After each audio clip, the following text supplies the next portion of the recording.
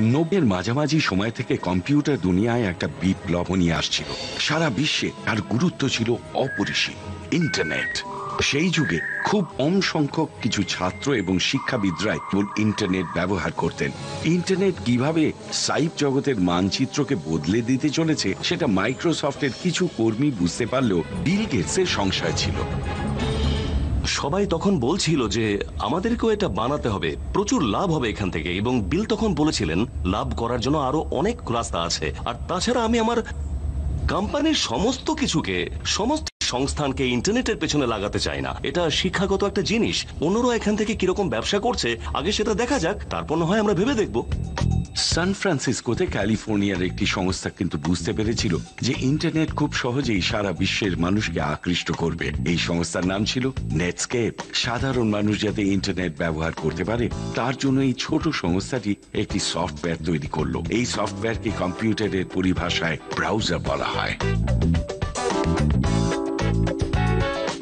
Michael toy ছিলেন নেটস্কেপের একজন engineer এবং এই ডাউনলোড ছিল সম্পূর্ণ। 1994 সালে এই ব্রাউজারটি বাজারে আসা মাত্র সঙ্গে সঙ্গে অত্যন্ত জনপ্রিয় হয়ে ওঠে।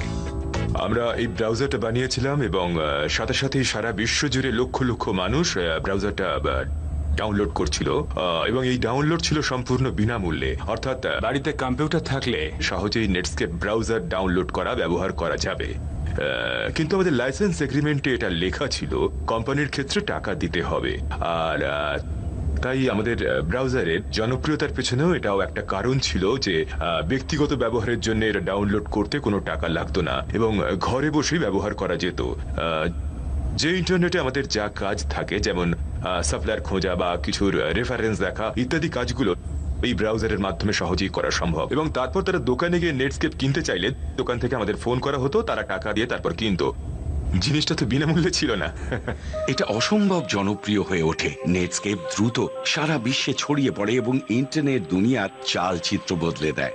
বিল গেটসের অনুমান ভ্রান্ত প্রমাণিত করে ইন্টারনেট একটি অত্যন্ত লাভজনক ক্ষেত্র হয়ে ওঠে। নেটস্কেপ যখন দ্রুত বাজারের দখল নিচ্ছিল এবং সারা বিশ্বের ছড়িয়ে পড়ছিল, জনপ্রিয় হয়ে উঠেছিল, সেই সময় মাইক্রোসফটের মধ্যে আরো বেশি সংখ্যক লোক বলতে থাকে যে আমাদেরও এটা করা উচিত, এরকম কিছু একটা অবশ্যই বানানো উচিত। বিলের মধ্যে একটা বিষয় ছিল যে যারা সাইবার দুনিয়ার মাটিতে দাঁড়িয়ে কাজটা করত, উনি তাদের কথা সব সময় মন দিয়ে শুনতেন। এক্ষেত্রেও তিনি তাদের কথা শুনলেন এবং সিদ্ধান্ত নিলেন যে বেশ, একটা ব্রাউজার বানানো যাক। নেটস্কেপের বিপরীতে মাইক্রোসফট একটা নতুন ব্রাউজার বাজারে ছাড়লো, ইন্টারনেট এক্সপ্লোরার। বাইসাইকেল রেস যেতে কিভাবে জানেন?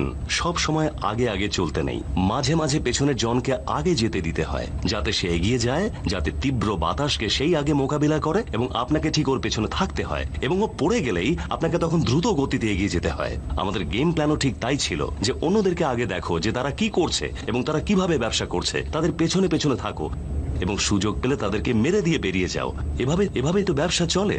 রেডারে একবার ধরা পড়ে গেলে নেমে আসা ছাড়া বিমানের আর কোনো উপায় থাকে না। আর বাস্তবে মাইক্রোসফট যে ইচ্ছে করলে যে কাউকেই পিছনে ফেলে দিতে পারে, নামিয়ে দিতে পারে, গিলে ফেলতে পারে, এটা আমরা সবাই জানতাম।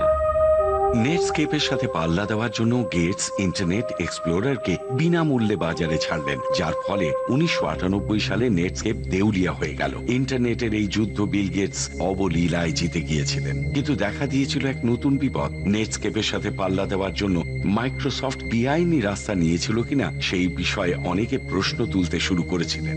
বিল গেটসের বিশাল সাম্রাজ্য পড়েছিল